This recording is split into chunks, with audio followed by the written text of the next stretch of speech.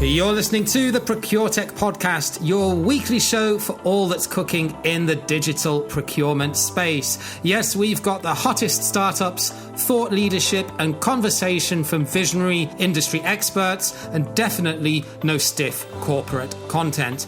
I'm your host, James Meads, Procurement Pro, Digital Nomad, and Procuretech fanboy. And now, here's this week's show.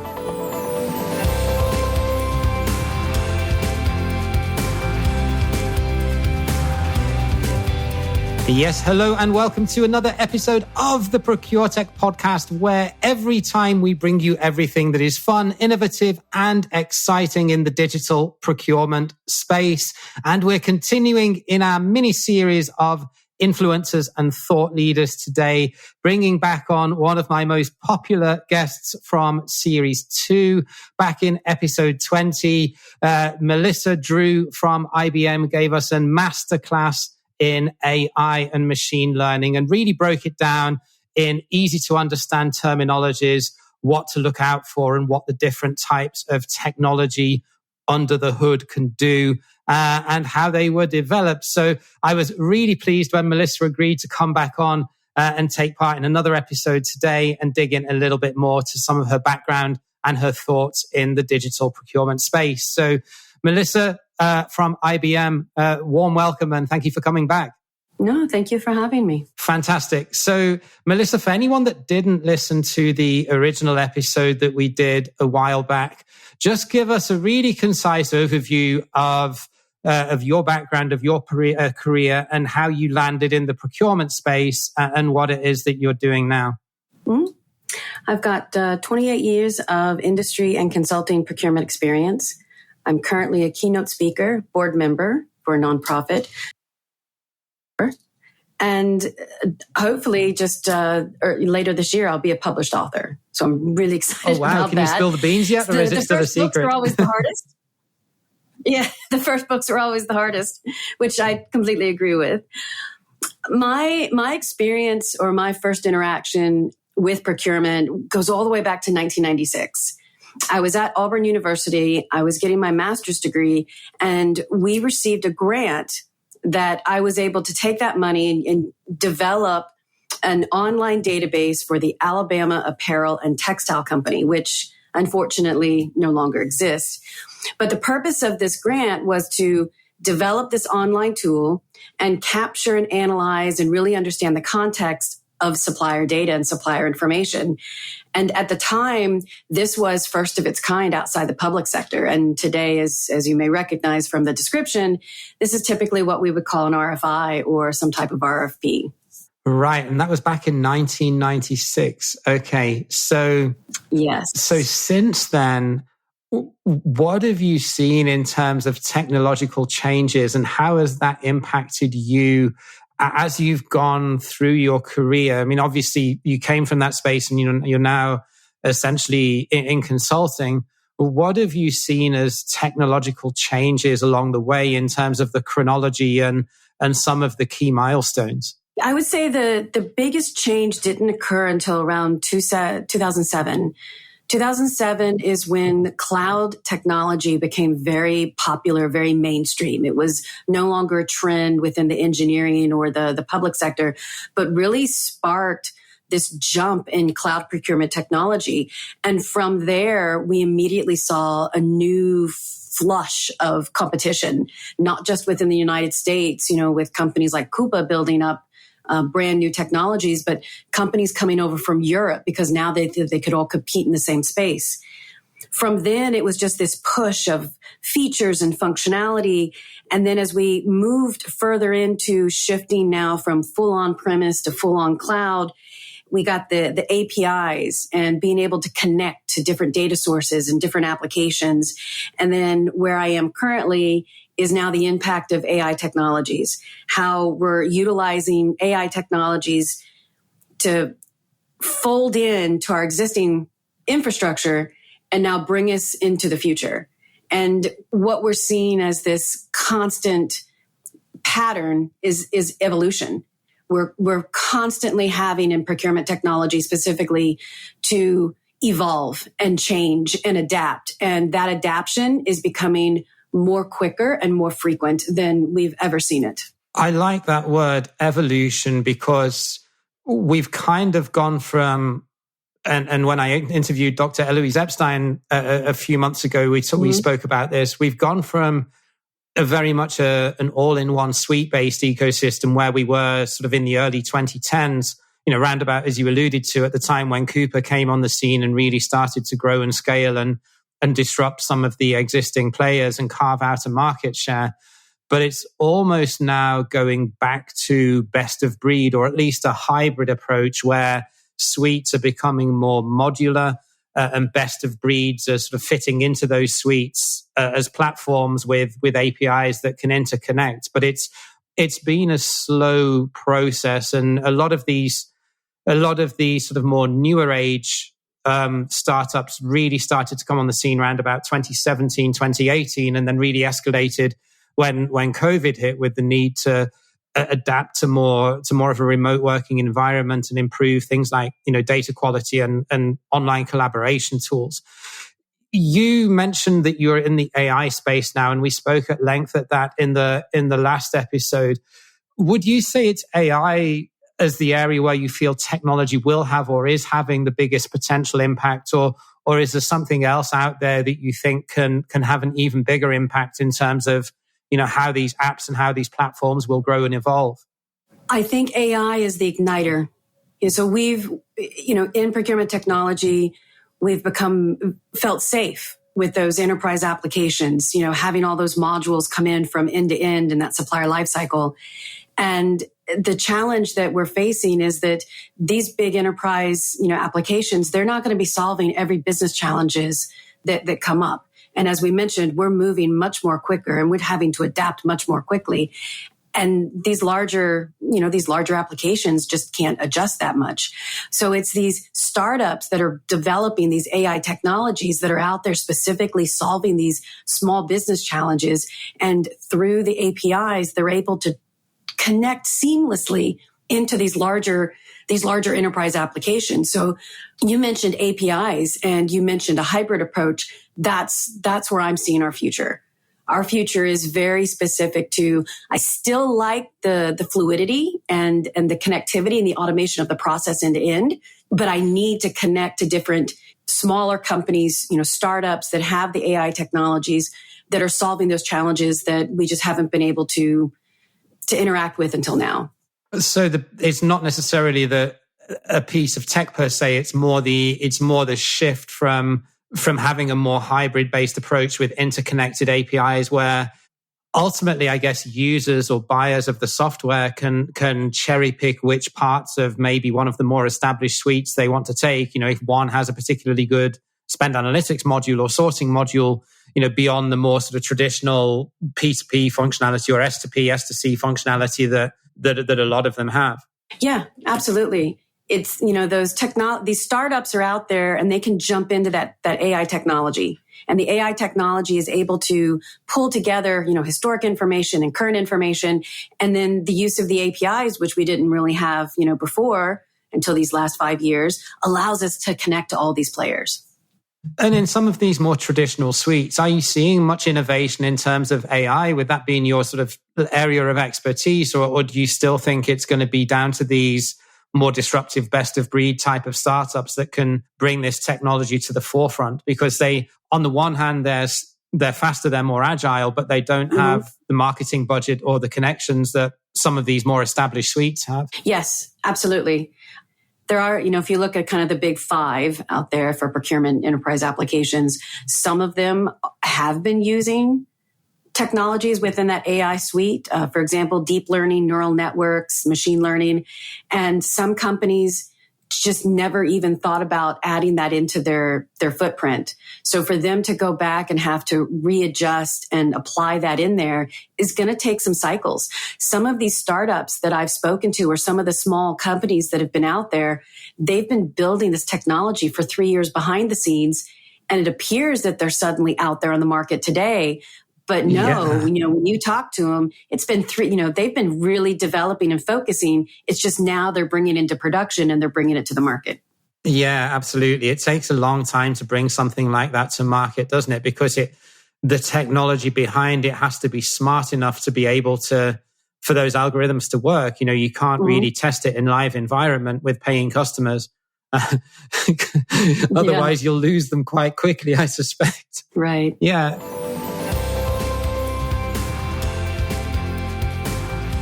Hey, so just a quick interlude to let you know about procurementsoftware.site. This is a new website that I recently launched to give you, the listener, a free-to-access, intuitive guide to digital procurement technology. You can filter on a multitude of different criteria and pick out a short list of procurement software solutions that are relevant to your business and your needs in less time than it takes to boil an egg. No corporate subscriptions, no complex jargon, and definitely no pay-to-play model. We are a completely transparent, open book, and we really want to get your feedback on what we can really do to make this user experience better and constantly improve so as we're providing value to you. Check out procurementsoftware.site. And now let's get right back to this week's podcast. To what extent do you think technology is going to be the driver in elevating procurement when we consider it in relation to other factors that are impacting us, like the war on talent and the push for procurement to become more prominent because of the effects of inflation or because of geopolitical instability on supply chains, the need for perhaps more an entrepreneurial style of leadership rather than technocracy, which is typically being the skill set within procurement. And then also, increasingly now, all of the requirements for sustainability, ESG, Scope 3. Where would you place technology in that in terms of, is it driving or is it more in the backseat as an enabler? You mentioned procurement and you mentioned talent. I'm gonna give you a real world example that's happening right now. Focus in on procurement, strategic sourcing, and more specifically, direct category management. And even more, I'll just give you the example, chemicals.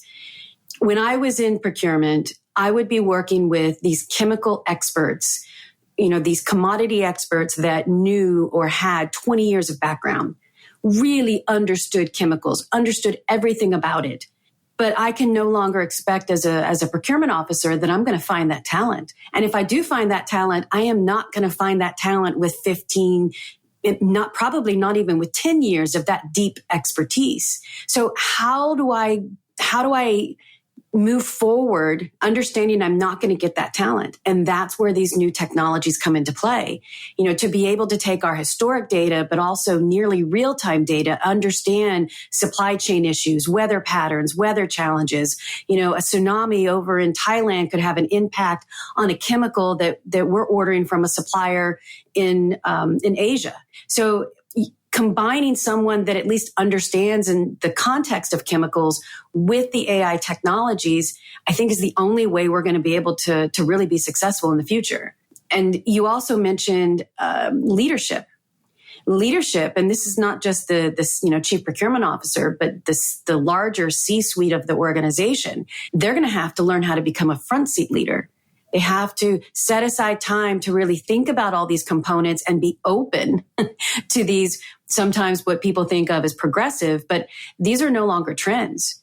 These are things that are happening and we have to make those decisions. And a front seat leader is not someone that can stand by and watch it. Oftentimes I say that if you have a leader that's doing nothing or saying nothing, they're really saying a lot. Yeah. I wanted to pick up on one of the comments that you made in that last answer around having that deep expertise, the example that you gave on chemicals. Mm-hmm. You're saying that it's difficult to find someone now within an organization that has, the 15, 20 years of subject matter expertise. What would you put that down to? Is it just something as simple as that knowledge retiring from the workforce, or is it just that cost pressure on salaries has pushed down the level of candidates that are coming in, or that sort of knowledge now is being outsourced to third-party suppliers as big corporations, especially I think in automotive specifically, has outsourced a lot of design and research and development to its supply base? What do you think's the root cause of that? The underlying root cause is talent attrition. Okay. Specifically what you mentioned, these resources have been around for a while. They either got degrees in chemicals, they've worked as a chemical, expert, they've risen through the ranks, but over time they've stayed focused in the chemical industry, which gave them that expertise and became a very value added contributor. As that individual retires, we're not seeing that level of dedication to the chemicals category. We're not seeing someone who stays in the chemicals area for more than 5 years at a time. They then either not only move on to another company, but they move on to a different category. So it's the challenge of these resources are retiring and we're not getting that replacement. And when we do get a replacement, the new workforce isn't staying within that same area so that they can become the next experts.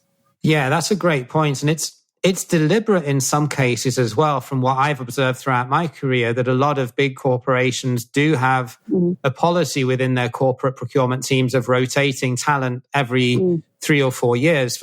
And there are pros and cons of doing that. I understand why they do it, but one of the cons is that you're absolutely right. You don't get that deep subject matter expertise, and the risk that you run with that happening is, as you quite rightly said, then the supply base will know more about that category, and the only way that you're going to be able to challenge them and have an effective negotiation is through having tech platforms that can do things like should costing and market research and deep category knowledge on things like commodity pricing, for example. If we take direct materials, it's somewhat different in the in indirect space. If you're buying something like professional services, where relationships and soft skills are much more key. But again, there's even tech coming into the marketplace now that can handle sort of more straightforward or more tactical negotiations. Right? I think the jury's still out in terms of to what extent we'll be able to replace humans in that process. But the technology's out there. It's in its rudimentary form right now, but it's there. Yeah, I think we should probably preface for the audience that we're not saying that the technology is going to replace the individuals. We still need someone there to understand the context, to make the final decisions. But we're, again, leveraging that technology to give us that deep experience. That's a very important point. Thank you. Yeah, I mean, AI and any sort of technology other than, robotic process automation, which can, automate or replace a lot of transactional work. But if you're using technology to do a lot of tactical or operational research or data crunching in the background, yeah, you're absolutely right. It's not going to replace the person, but it's going to free up that person, or perhaps even require a different set of training or skills from that person to be able to then evaluate and explain and tell a story around what that data is telling you, and be able to present that to decision makers within the company, which is, it's a different skill set, isn't it, to what procurement professionals have traditionally been trained on. Yep. No, perfect. You've said it perfectly. I couldn't say it any better. So, Melissa, you alluded in the introduction that you're soon going to be a published author. Can you drop any secrets on that, or share anything about what your book's going to be about? Yeah, so I used to work within the KPMGs and Deloitte's, which are more audit firms. But now I'm outside of that practice, and it's really opened the door to do things like this, like talk to you and to speak. And another benefit is I have a publisher, and I'm now able to write a book, get all that information I've always had out of my head, put it on a piece of paper, and then just distribute it globally, hopefully. The book is, this is the first one, but it's setting the foundation for what's to come. It's focusing on kind of what I alluded to earlier, how to develop the foundation for a transformation, but recognizing that you should only be doing this once. You shouldn't have to feel like you're doing a full-blown 2-year transformation every 5 years. You really need to do it once, but set it up so it's flexible, because we're working with technologies today that didn't exist 10 years ago. And 5 years from now, we're going to work with technologies that don't exist today. So we have to build this stable foundation, but flexible to adjust in the future to known and unknown risks, but adjust more frequently. So that's really what the book is looking at is let's, really focus in on what's not working. 3 bids and a buy, that's not working. That's really old school, so I tear it down. I'm unfiltered. I'm direct. I'm honest. I highlight what's not working. I explain why.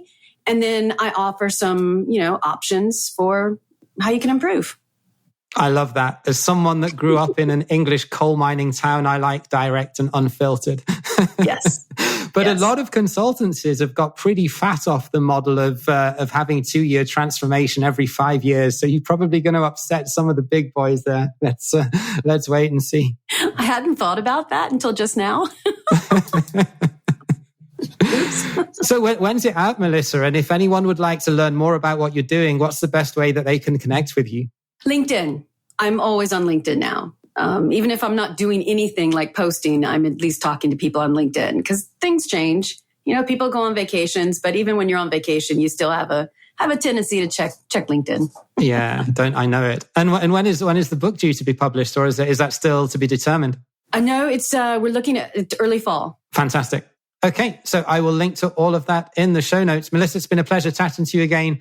Thanks again for coming back on. And going to be excited to read what you've got in your book. So definitely looking forward to having a look at that around about autumn time. Mm-hmm. Thank you. So that was Melissa back again talking about her thoughts of where we're going and some of the past experiences of what's worked and what hasn't in the digital procurement space. Don't forget, if you want to get a full rundown and list of all the tools that are out there, we've got over 300 of them listed on procurementsoftware.site, from enterprise right the way through to solutions that serve small and medium-sized businesses. It's completely free for anyone on the buy side to use. Just go to procurementsoftware.site and filter away to your heart's content. Thanks again for listening. We will catch you again next time. Until then, take care. All the best and bye for now.